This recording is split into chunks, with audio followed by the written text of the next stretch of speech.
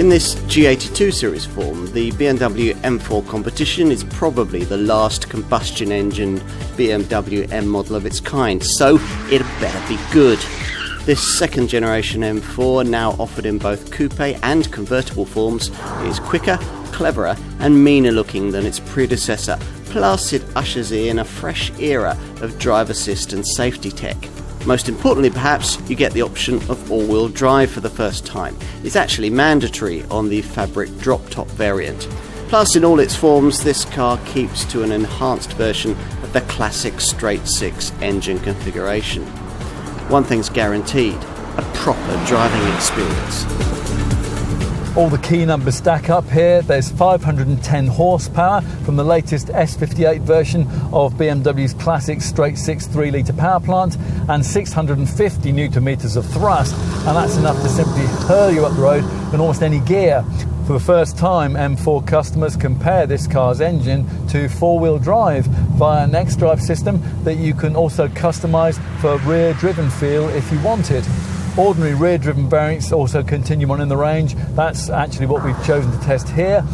For our market, there's no manual gearbox option anymore, and BMW has swapped out the previous model's double-clutch DCT auto transmission for a more conventional ZF8 speeder.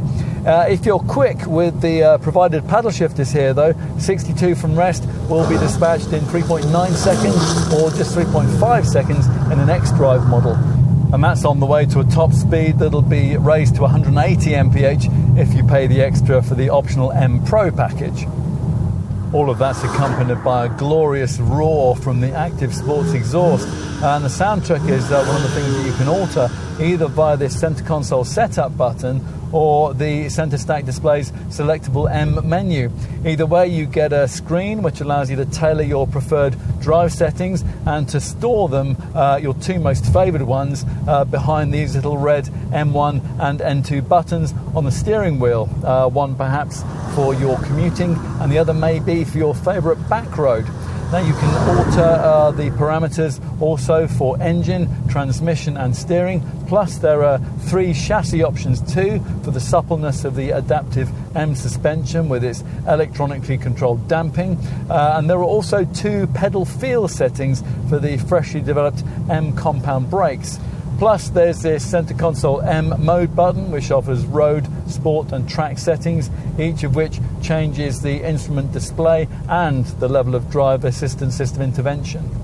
Braver folk can use the M menu to deactivate the DSC traction system and play with the track-orientated M drift analyzer.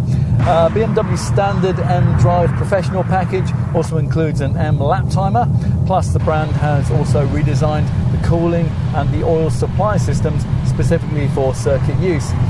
Whether all this is enough to create in this G82 series model the ideal car for track heroes is another question of course.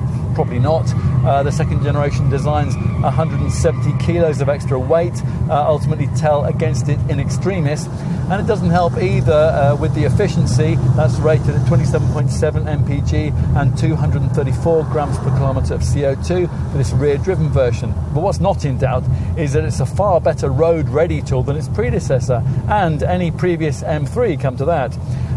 The things that were always good about this car, the low centre of gravity, the perfect 50-50 weight distribution, they're now enhanced by a longer wheelbase, a wider track, stiffer body, a more engaging engine and a whole stack of extra technology. So the car handles bumps and undulations better at speed, and that gives you more confidence to throw it into corners, all of which has made this more capable M4 more involving, yet at the same time somehow less intimidating. It's really quite an achievement, and it is really quite a car. Whatever you think about its divisive new look, there's no doubt that this G82 series M4 has the degree of overtaking presence that its F82 series predecessor somehow lacked, especially if you order it in a brighter shade like this vibrant Sao Paulo yellow. And when you're spending this kind of money on a sports coupe of this calibre, that kind of statement really matters. As with that previous model, this car shares just about everything with its M3 Competition showroom stablemate. It's even the same length as that saloon with the same 2,857mm wheelbase. Although it's 16mm narrower, it sits 40mm lower, and in this coupe form, it's a nominal 5 kilos lighter. There is a convertible M4 variant as an alternative to this fixed top version, but with that, you'd have to do without one of this car's signature styling features, its classy carbon fibre reinforced plastic roof with its 2 lengthwise rails that optimise airflow. Other distinctive design touches are plentiful. These traditional M gills in the side panels, for example, and these M-specific door mirrors with their aerodynamically optimised contouring. Now, these are offered either in high gloss black or, as in this case, in carbon fibre. One of the most striking profile features, though, is this extended lower side sill, which, together with the attachment parts for the front and the rear aprons, forms a high gloss black band around the whole of the car. At the front, the contoured bonnet has indentations flanking its central crease, and that flows down into that controversial vertical upright kidney grille, either side of which lie additional cooling intakes, which, as here, can also be trimmed in carbon fibre. At the rear, darkened full LED light clusters with L-shaped tail lamps emphasise the 17mm width increase over the previous model and sit below a neat rear spoiler with a distinctive central notch. Right, let's take a seat inside. Now, what you don't want here is the feeling that you've just bought an M Sport trimmed 4 Series model with ideas above its station. And that is not what you get here, although a bit disappointingly, this M4 does do without the motorised belt buckler, which on an ordinary 4 Series coupe hands you your belt buckle as you get in. Perhaps that doesn't go with the whole bespoke motorsport theme going on here, though, and it's characterised particularly by these optional race-style M-carbon bucket seats, which certainly supply the DTM ambiance that some customers might want. Others will find them a touch pretentious, but the cabin architecture surrounding all this tinsel is anything but. It's sensible, ergonomic, high quality, and based around the twin screens of BMW's familiar live cockpit professional setup. Through this thick M leather steering wheel, which has red accented M buttons for your favourite drive settings, you view a 12.3-inch instrument display with M specific detailing, and anything else you need is likely to be located on this 10.25-inch centre control display, which can do just about anything that you might want, from changing the engine settings to booking airline tickets and hotel rooms. Other bespoke touches include an embossed M stitched drive selector, along with interior trim strips in high gloss carbon fibre and an anthracite coloured headliner. The required sense of technology and luxury is provided by configurable LED interior lighting, a 16-speaker Harman Kardon hi-fi and a head-up display, all of which delivers the required sense of occasion and quality. And it's all just as good as anything you'll find in an M8.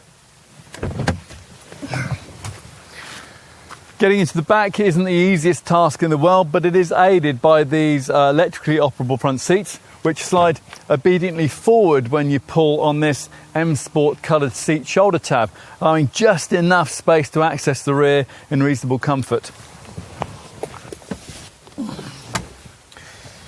Once you're inside, you'll find a slightly strange combination of surprisingly decent legroom but slightly compromised headroom. It's a bit weird sitting behind these carbon shell race seats with their exaggerated cutouts, and lankier folk will notice that to achieve this Mark II model's slinky looks, BMW's lowered the roofline by quite a bit. If you're over 6 foot, you'll certainly find yourself grazing your scalp on the headlining. Still, assuming they're not sat behind a couple of basketball players, most adults will be fine back here on all but the longest trips, aided by the 41mm increase in wheelbase enjoyed by this G82 era design. Finally, let's take a look in the boot. This powered trunk lid comes as part of the extra cost comfort package, and once open it reveals a large but shallow space rated at 440 litres. If you need more room, a flexible 40-20-40 split folding rear backrest is provided as standard, accessed via these rather hidden catches in the roof of the trunk area. Although the backrests don't fold completely flat, this does allow longer items like skis to be slid forward into the cabin without disturbing two rear-seated folk.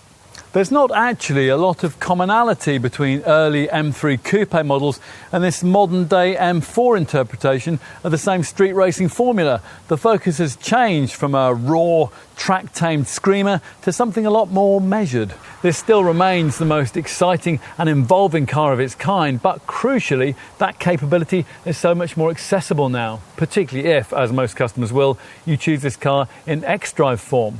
The extra track features, the things like the M Drift Analyzer and the 10-stage M Traction Control System, they probably looked like fun inclusions during development of this model, but in the real world, owners will hardly ever have the opportunity to use them, and many, quite frankly, wouldn't have the driving skill to fully engage with them, even if they did. Which makes it all the more important that you no longer need the Nordschleifer to properly enjoy what this car can do. On the right day, in the right mood, on the right part of your favourite back road, there'll be times in this M4 when you'll wonder whether any sensible sports car at any price could be more exciting than this one. As we said when we were testing the G80 Series M3, what's been delivered here is perhaps the ultimate combination of M5 maturity and M2 agility, which leaves us with, well, quite simply this, the most complete M4 ever made.